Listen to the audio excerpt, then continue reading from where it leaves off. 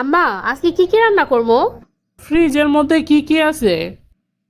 আম্মা, রুই মাছ আছে, ছোট মাছ আছে, গরুর গোস্ত আছে, আর একটু মুরগি আছে।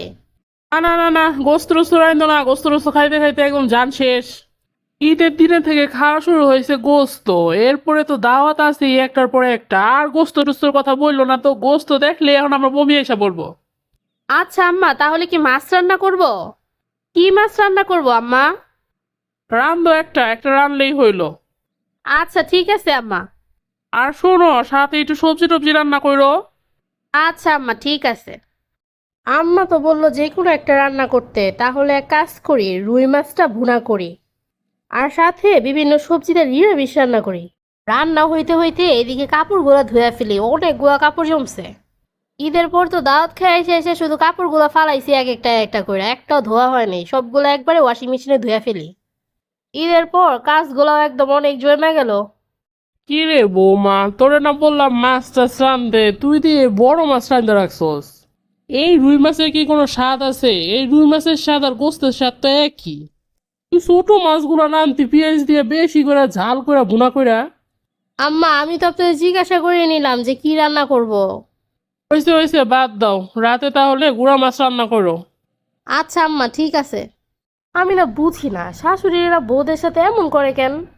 উনি ফার্স্টে বললো তোর যেটা মন চায় ওটা রান কে, আমি আমার মন মতো রানলাম, এখন হেরবার লাগে না। তাইলে উনি প্রথমে আমার বলে দিত গুড়া মাছ রান্না করতে, তাইলে তো আর এত কাহিনী হয় না। সব শাশুড়ি মোটামুটি এমন নাকি আমারটাই সোজা এমন, আমি এটাই বুঝে পাই না। শাশুড়িরা সোজাসুজি কোনো কথা কইতে পারে না, পেটের ভিতরে অর্ধেক কথা রেখা তারপরে কথা কয়। সারাদিন কাজ করবো, আবার দিন শেষে কথাও শুনবো, এই জন্য না একদম ভাল লাগে না। আর শাশুড়িরে কিছু বললেই বলবো ওই যে দেখ শাশুড়ির বদনাম করে। কেমন কুটনি বউ, শাশুড়ির সাথে মিলা চলতে পারে না, কত কিছু বলবো মানুষ।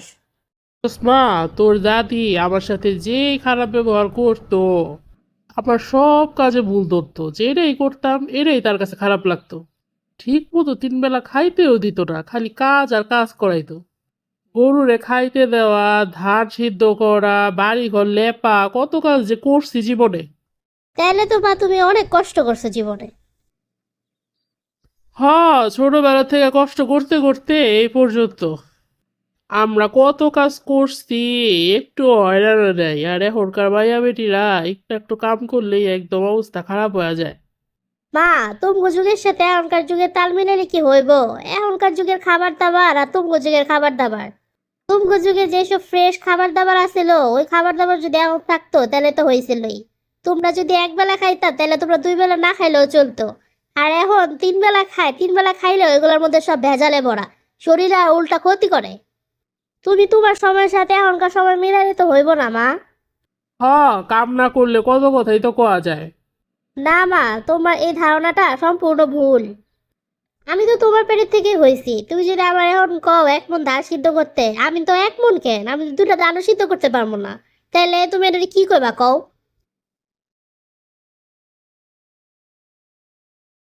আর মা, তুমি যে যে ভাবির সাথে এমন করো, তুমি কি এটা কোনো ভাইবা দেখছো? তোমার শাশুড়ি তোমার সাথে যখন এমন খারাপ ব্যবহার করতো তখন তোমার কেমন লাগতো? তুমি তো তাহলে মা তোমার শাশুড়ির মতোই হইলা। তোমার শাশুড়ি যেমন তোমার কষ্ট দিত, ভাবি শাশুড়ি এখন ভাবিরে কষ্ট দিতেছে। আসলেই তো তুই ঠিকই কইছস, আমি তেমনি কোনো ভাবি নাই। তোমার ভাবিরে দিয়ে যেটা করানোর ইচ্ছা তুমি ভাবিরে সোজাসুজি বইলা দিবা, তুমি এরকম খোঁচা দিয়ে দিয়ে কথা কও কে মা? তোমার এখন বয়স হয়েছে, তোমার তো ভাই ভাবির এই বাকি জীবন দেখা রাখবো, তুমি যদি তাদের সাথে খারাপ ব্যবহার করো তারা কি তোমার ভালো চোখে দেখবো কও? তুমি ভাবির সাথে মানা চলার চেষ্টা করো মা, ভাবির সাথে ভালো ব্যবহার করো, এরকম ব্যবহার আর করো না মা। তুই ঠিকই কইছস মা, তুই আমার চোখ খুইলা দিলি। আমি আসলে আগের যুগের মানুষের মতোই হয়ে গেছিলাম অনেকটা। আমি এভাবে কোনো ভাইবা দেখি নাই। আমরা শাশুড়িরা যদি পোলার বউদের নিজের মেয়ের জায়গায় বসায় ভাবি, তাহলে কিন্তু আর এই সমস্যাগুলো হয় না। তোরে অনেক অনেক ধন্যবাদ মা, তুই আমার চোখ খুইলা দিছস। প্রিয় বন্ধুরা, আপনারা লাইক, কমেন্ট ও শেয়ার করে আমাদের পাশে থাকুন। আপনাদের একটি লাইক ও কমেন্ট আমাদের নতুন ভিডিও বানাতে অনেক উৎসাহ যোগায়।